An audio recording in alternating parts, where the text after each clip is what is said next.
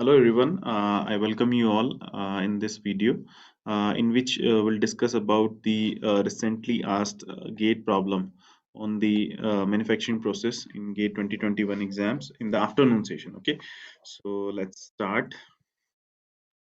Okay, so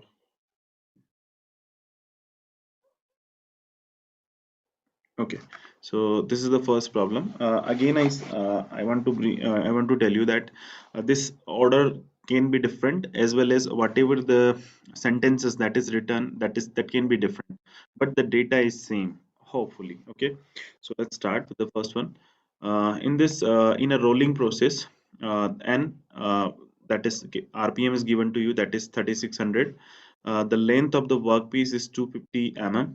The width of that means L1 I can say, that is 250 mm. Okay, and the width is like B1 I can say. Why I'm writing B1? Because I have completed this question, because in this I will tell you why.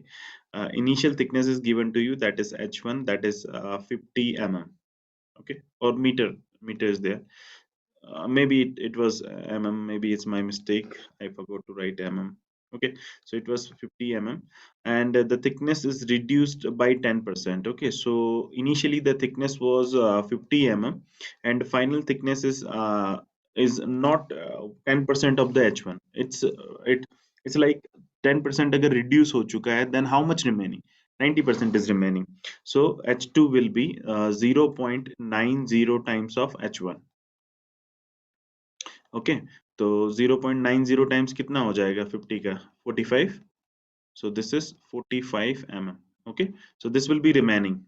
Okay, next is the width is increased by 3%. So that's why I written there B2, B1. Okay, so B2 is increased, and that is of 3% of once increased 3% of B1. So it will be 1.03 times of B1. Okay, so this will be 1.03 of 300. So it will be, I have calculated this. This is 309 mm. Okay, and rest then what will be the final length? That's why I written L1 here. So L2 आपको पूछा है, ठीक है। अब आपको पता ही है कि जब हम एक्सटेंशन कर लेते हैं किसी चीज का, मान लो कि उसकी कुछ स्पेसिफिक हाइट और विड्थ अगर दिया हुआ है, स्पेसिफिक लेंथ, इस मीन रोलिंग में क्या होता है कि जो वॉल्यूम पहले रहता है वही वॉल्यूम बाद में भी रहता है। Means volume can not be changed. ठीक है, लेंथ चेंज होगा तो ऑब्वियसली उसका विड्थ साइज और या फिर उसकी थिकनेस चेंज हो सकती है। ठीक है, या फिर विड्थ को कांस्टेंट रख के भी आप थिकनेस को चेंज कर सकते हो, लेकिन इसमें मेंशन किया है कि विड्थ भी चेंज हो रहा है। ठीक है, तो बट वॉल्यूम सेम रहेगा, ये हमें पता है। तो वॉल्यूम, इनिशियल वॉल्यूम और फाइनल वॉल्यूम जो है वो सेम है। तो इनिशियल वॉल्यूम क्या होगा? L1 into B1 into H1। Final volume क्या होगा? L2 into B2 into H2। ठीक है, तो सब कुछ आपको गिवन है, यहाँ से L2 फाइंड आउट करना है बस। तो L2 इक्वल्स टू क्या हो जाएगा? L1 that is 250 mm, B1 क्या हो जाएगा आपका? 300 mm, और H1 कितना है आपका? 50। ठीक है, और B2 कितना है आपका? 1309 इंटू H2 कितना है आपका? That is 45। तो जब आप इसको कैलकुलेट करेंगे तो आपको मिलेगा L2 जो मुझे मिल रहा है, that is 269.687। Okay, that is in mm। तो ये आपका आंसर होगा। ठीक है, तो फाइनल थिकनेस, फाइनल लेंथ जो होगी that is equals to 269.70 mm। Okay, अब इसमें देख लीजिए कि ये basically fill in the blank था अगेन। तो अगर अप्रोक्सीमेट इंटीजर पूछा है तो इट विल बी लाइक 270, और अगर अप टू 2 डिजिट पूछा है तो it will be point two point 269.69, because ये 7 डिजिट है, that is greater than 5। Okay, तो ये हो जाएगा। ठीक, so let's move to the next one.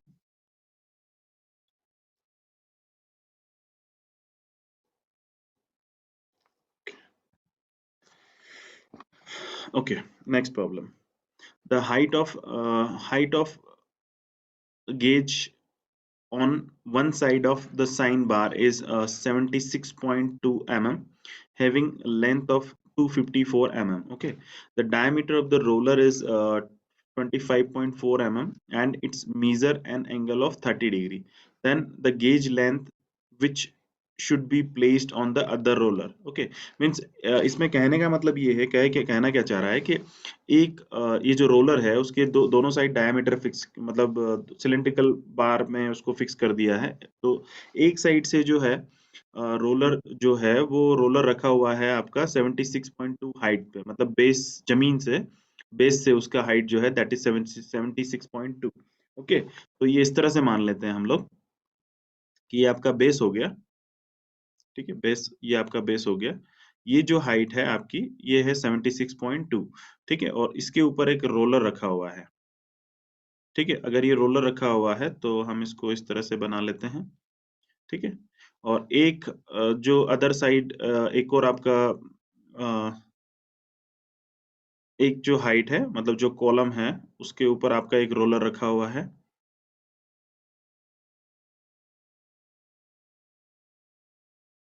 ठीक है, अब इसको आप कनेक्ट कर लीजिए। सॉरी,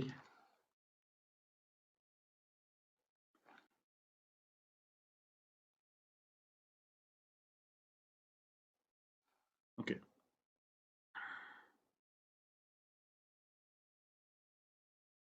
इसको आप कनेक्ट कर लीजिए। तो ये जो लेंथ है, ये लेंथ है आपका 254 mm।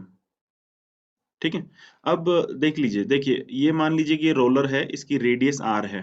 ठीक है, और इधर भी रेडियस आर है। तो ये जो हाइट है आपकी दिस इज 76.2 mm। ठीक है, और ये जो हाइट है मैं इसको एच मान लेता हूँ इनिशियली, मतलब एच मान लेते हैं हम इसको। और ये जो एंगल होता है, जो एंगल हम मेजर करते हैं, ये होता है थीटा।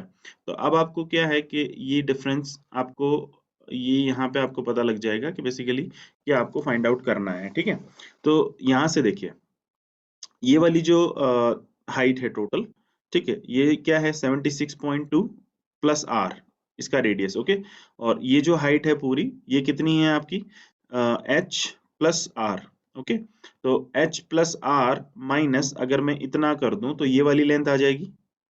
ठीक है, अगर ये लेंथ आ जाएगी तो ये आपका परपेंडिकुलर हो गया और ये आपका हाइपोटेनियस हो गया, और ये थीटा है। ठीक है, थीटा आपको गिवन है, उससे निकल जाएगा। ठीक है, तो अगर मैं इसमें आर लिखूं चाहे ना लिखूं, उससे कोई फर्क नहीं पड़ता, बिकॉज इधर भी आर प्लस में है, इधर भी आर प्लस में है। ठीक है, तो आपका साइन थीटा इक्वल्स टू क्या हो जाएगा, sine theta equals to either, चलो लिख दीजिए H plus R, H plus R minus 76.2 plus R.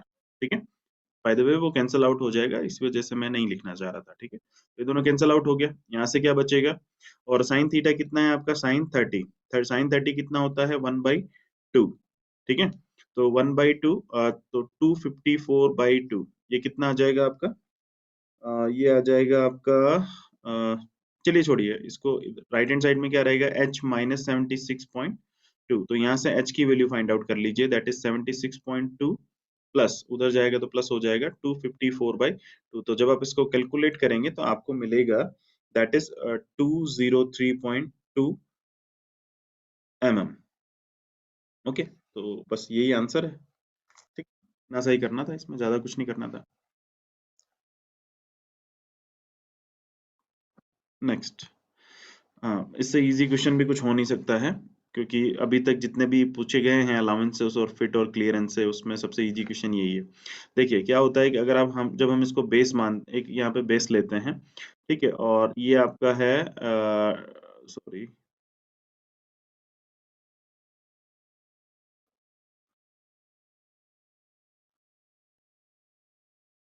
ठीक है,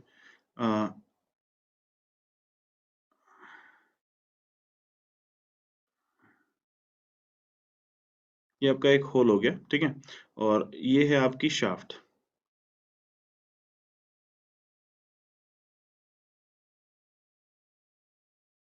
ठीक है, तो ये बेसिकली क्या होता है कि अगर मान लीजिए कि ये आपकी शाफ्ट है, और ये आपका इधर आपने कुछ क्लियरेंस मतलब रख लिया है।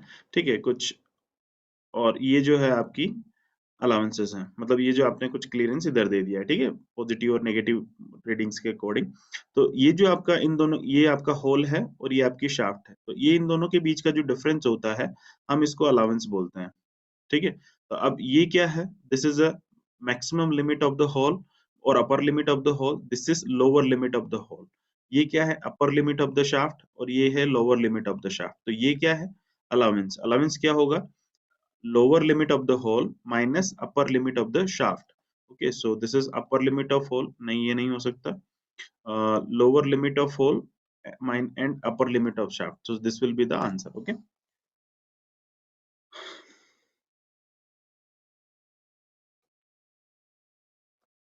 okay, next question. The solidification time of casting cuboid, मतलब एक क्यूबॉइड है जिसकी डायमेंशंस आपको गिवन है, that is 250 into 50 into 100 mm, okay, in 8 minute solidification time दिया है उसका। तो solidification टाइम का फॉर्मूला क्या होता है आपका, this is T equals to K into V by SA, that is surface area whole square. Okay, तो पहले मान लेते हैं कि T1 के लिए K into V by SA whole square है। तो एक काम करते हैं, हम इसको कैलकुलेट कर लेते हैं। T1 कितना है, आप यहाँ से K की वैल्यू निकाल लेते हैं, ठीक है। दूसरी की इक्वेशन में क्या करेंगे, जब T2 equals to K into this करेंगे तो हम लोग K की वैल्यू को वहां पे प्लेस कर देंगे, ठीक है। तो या तो हम डायरेक्ट भी कर सकते हैं या फिर हम पहले K की वैल्यू निकाल लेते हैं। अगर K की वैल्यू निकालते हैं तो 8 अपॉन, ठीक है, 8 T1 आपका 8 मिनट्स दिया हुआ है आपको। V क्या हो जाएगा, क्यूबॉइड के लिए V क्या होता है, volume, that is multiplication of all the sides, that is 250 into 50 into 100। Okay, तो ये तो हो गया वॉल्यूम। सरफेस एरिया क्या होगा, टोटल 6 सरफेसेस हैं, और 6 सरफेसेस में भी क्या होगी, दो जो सरफेसेस होंगी वो कॉमन होगी, मींस सभी में, तो means first if this surface 250 250 into 50 है, तो ये भी दो सरफेस होंगी क्योंकि आमने सामने होगी, और 50 इंटू 100 है तो ये भी दोनों सरफेसेस होंगी, प्लस 250 इंटू 100 तो ये भी दो सरफेसेस होंगी। तो मैं बाहर निकाल दे रहा हूँ इसको 2 को, ठीक है, और ये स्क्वायर आ गया। तो जब आप इसको पूरे को कैलकुलेट करेंगे तो यहाँ से मुझे के की वैल्यू, मैं इसको सिर्फ कैलकुलेट किया हूँ, ठीक है, नीचे वाली टर्म को। तो के की वैल्यू मुझे मिल रही है 8/216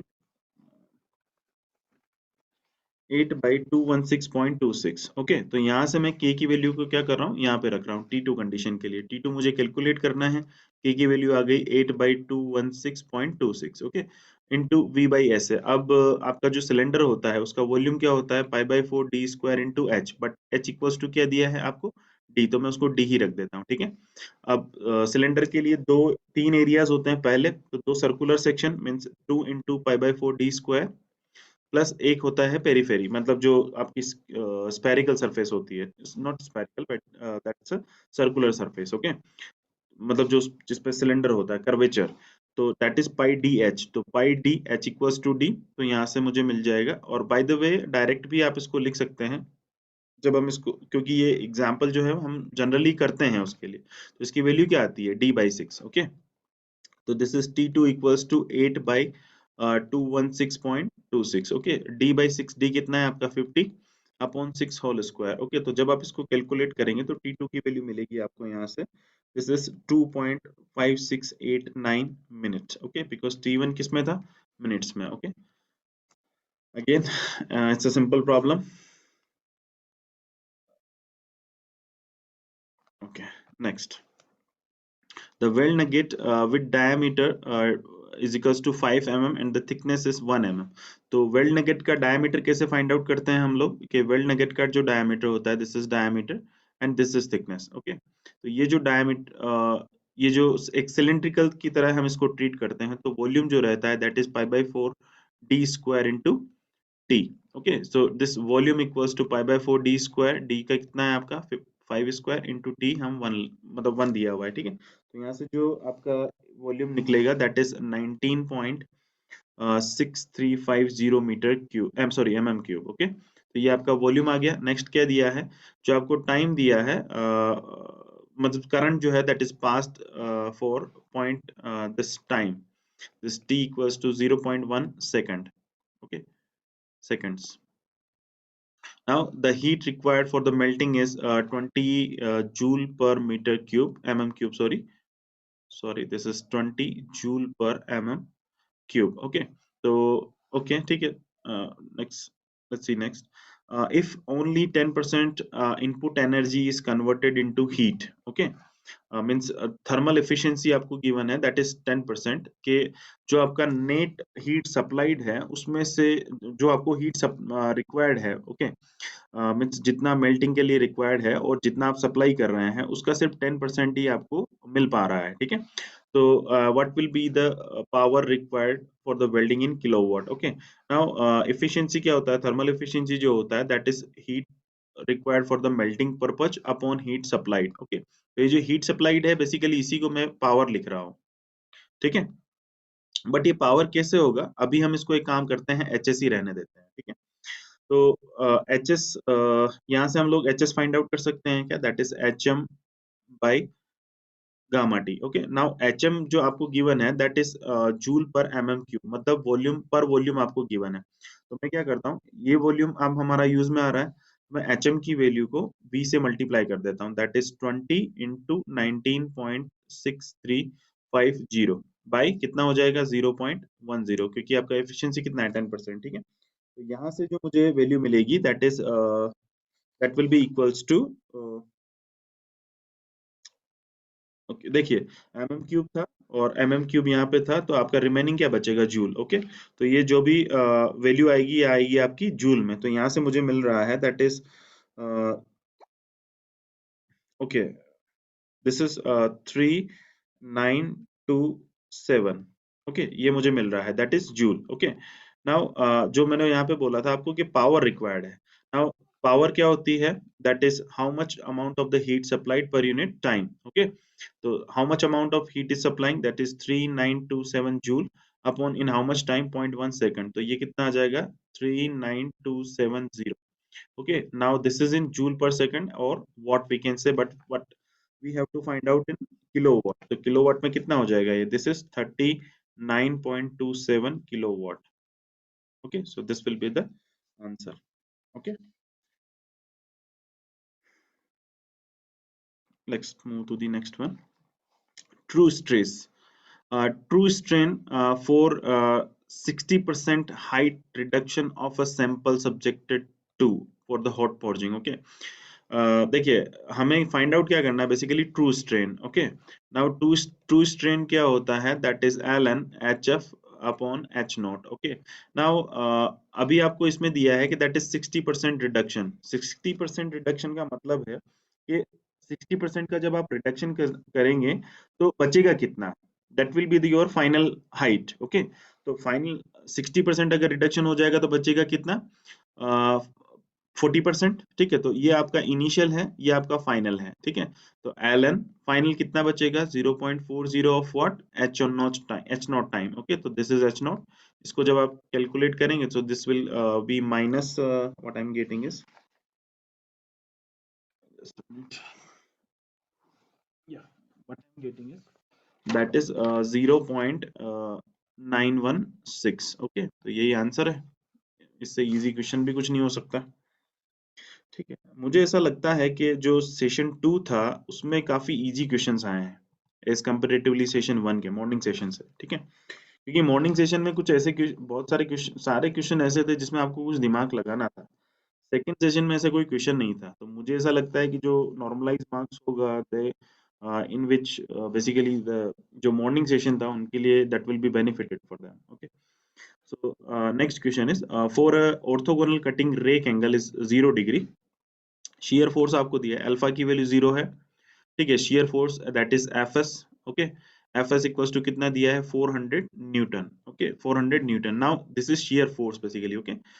cutting velocity that is v is given to you that is 100 metre per minute, okay. And chip velocity जो है that is vc, that is again 50 metre per minute, okay. So depth of cut है that is 3 mm, okay. And जो feed है that is 0.10 mm, again इससे easy question इसमें कुछ हो ही नहीं सकता है बिकॉज सारा डेटा आपको गिवन है, ओके।